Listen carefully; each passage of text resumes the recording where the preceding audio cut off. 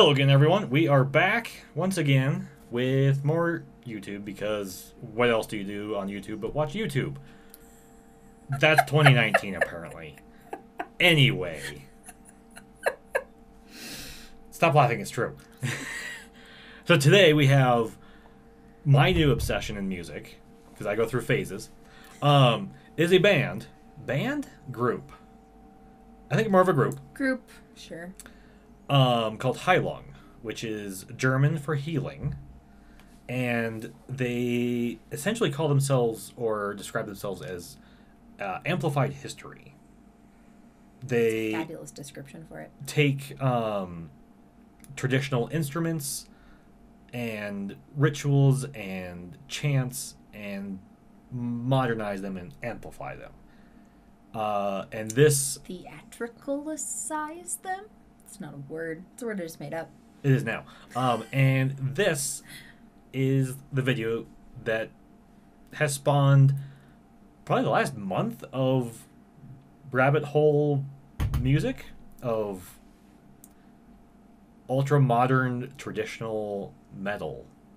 This is not metal, but this is what spawned it. So this is Heilung. I'm not going to pronounce the song because I don't know how. Krigsgaldr. We butchered that horribly. I'm very sorry to whoever speaks this language. I don't know what it means. I'll leave a link to their stuff. Check them out. They're amazing. I spent way too much money on their LP. Let's watch this. No, that's money well spent. That's not too much money. It's freaking cool. Let's watch it and be amazed at this amazingness. One fun note, the album that I bought and this track was live recorded at, I'll wait for horn,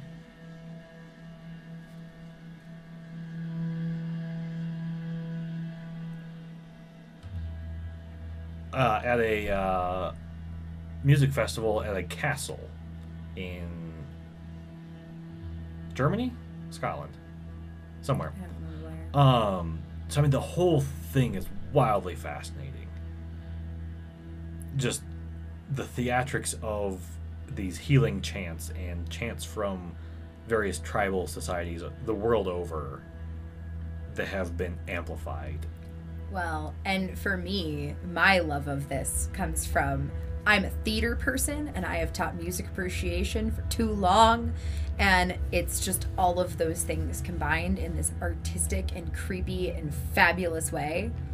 Like those mic stands. Like, look at how cool those mic stands are. Those like are, her costuming. Those are custom built antler and bone mic stands. Not, mic stand that's been wrapped in bone. No, they are bone, antler, welded together. Like, it's just so artfully done and created. It's just so much thought into every detail of what they're wearing, of how they've staged it.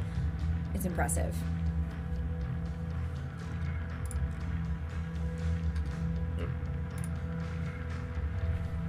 Her makeup.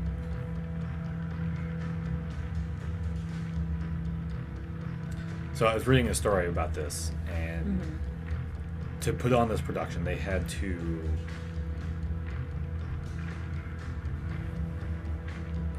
find the right guy to fill in. So that's one of the main guys there. Okay. This guy here. She's right. part of it. And I don't remember, there's two other guys on the sides. I don't remember which one is which. Okay. But one of them is part of the trio. The other one they had to hire. So they could do this live. So they could do this production. But they had to find the right guy who is willing to do this insane tribal chant, whatever this is. But so he has to, I think they had to be able to throat sing, play drums, manage an electronic sampler. It's a very odd, Craigslist post. Oh, and somebody had to write. There's another song where they have 15 extras all singing a chant that they had to go hire. Oh, it's stinking cool. I showed that one to my kids.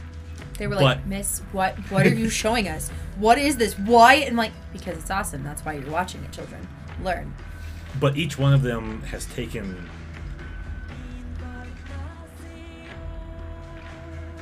some of their a piece of their history, where they are from, incorporate it into their own costume. So each one is unique. So cool.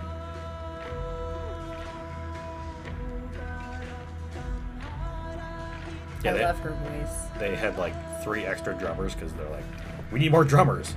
Like, how are we gonna light this? How are we gonna stage this? How are we gonna put sound on all this? And it's just better that it's in a castle. It's cool. And he's beating on a drum and a shield. Oh, my favorite one is one of the main drummer guys in the back. He has a fistful of bells. Oh, yeah. He bangs on the cymbal. Yeah, it's cool. That's his job. Yes. A fistful of bells on a cymbal. Well, and yes, there's all this wonder. Like, literally, it's taking all this history and that guy. Fusing it in. Is stinking cool. But part of, I think, why this is so fun to listen to is because it's creating, you know, she's got this lovely high range and there's all this low drumming, you know, bass sounds, and especially with the 2 gentlemen accompanying her, which creates this really cool hollow effect that makes you think of like Gregorian chant. It makes you think of, you know, older types of music. And it's just interesting to listen to. Which is the different point. than what it's different than what we typically have. And I think that's why it's so fun to hear. One of my, like, if I could have I've told you this, the Yeah. best performance I have ever been to of anything ever, anywhere, is a percussion only. I don't remember what they played, but it was nothing but drums and percussion at the Colorado Symphony Orchestra. Yeah. Nothing but.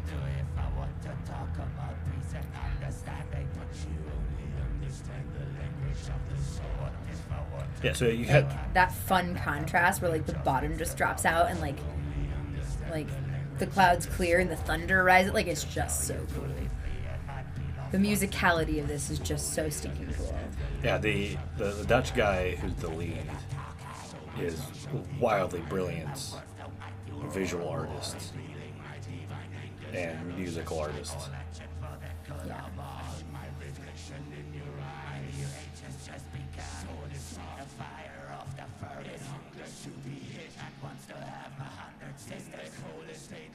Right, and then like the drums have like pulled out and it's like just their voices and like the higher like chimes, so they've like flipped it. Just fabulous. Like, composition is fabulous.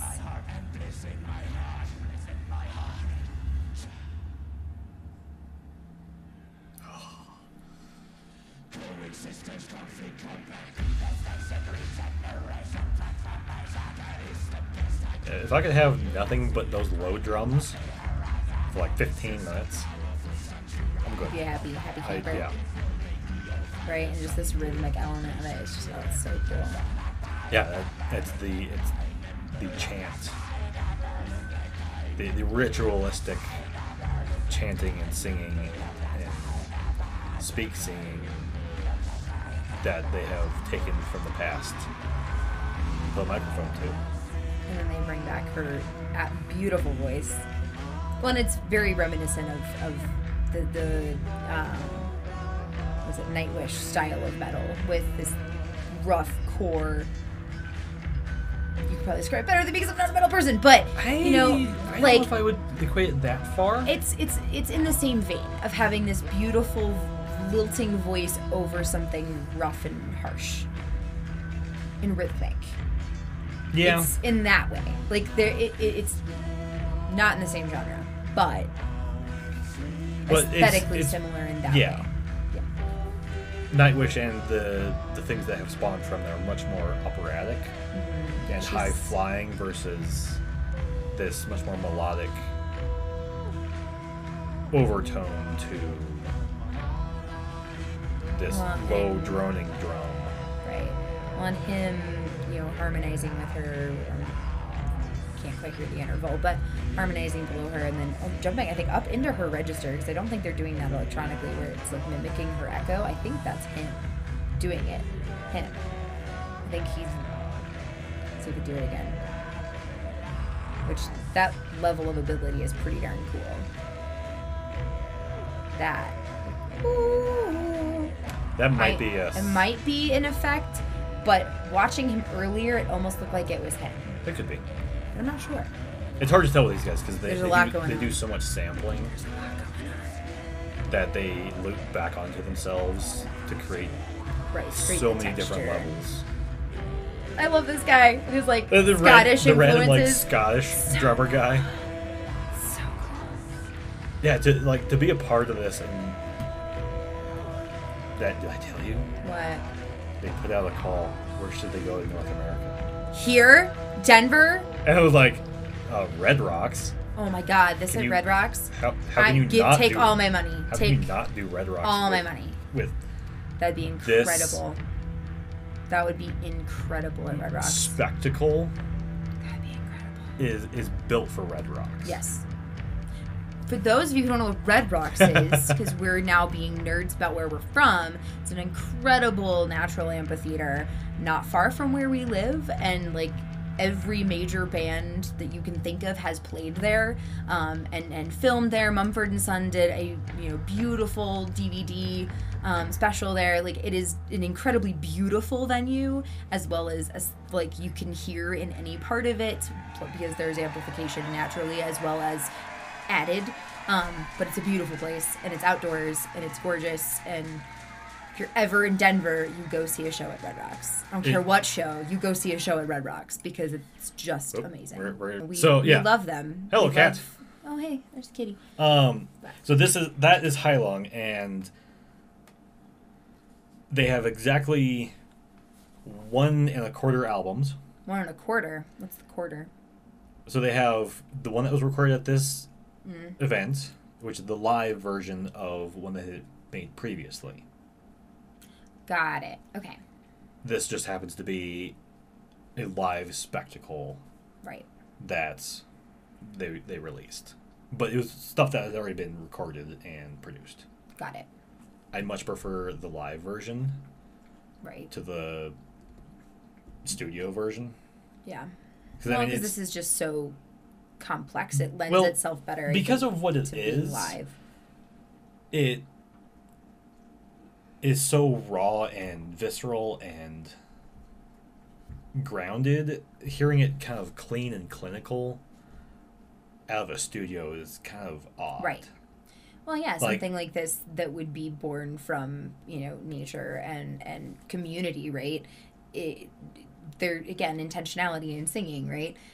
When you're in an environment and you are singing within that environment with people that are also in that environment and in that moment, it's going to sound much different than being in a studio box with a microphone in front of you. It's going to be an incredibly different feeling, and you're not going to be able to capture it the same. Yeah. Yeah. Anyway, there's a lot to be said for that. We could drone for days on this, especially Miss Music Nerd. I am a nerd. It's a lot of fun. This is a fun one to, like, this is a fun one to show my kids and be like, this is music history in a nutshell. This is history in a nutshell. In a beautiful, odd, fabulous wrapping paper. It's just fun and interesting and so different. I hope everyone enjoyed this. I hope someone learned something. I never get tired of this. I could listen to this all day. I have. Anyway, give us a like and subscribe if you so choose, and we will see everyone in the next one, whatever that is. Farewell.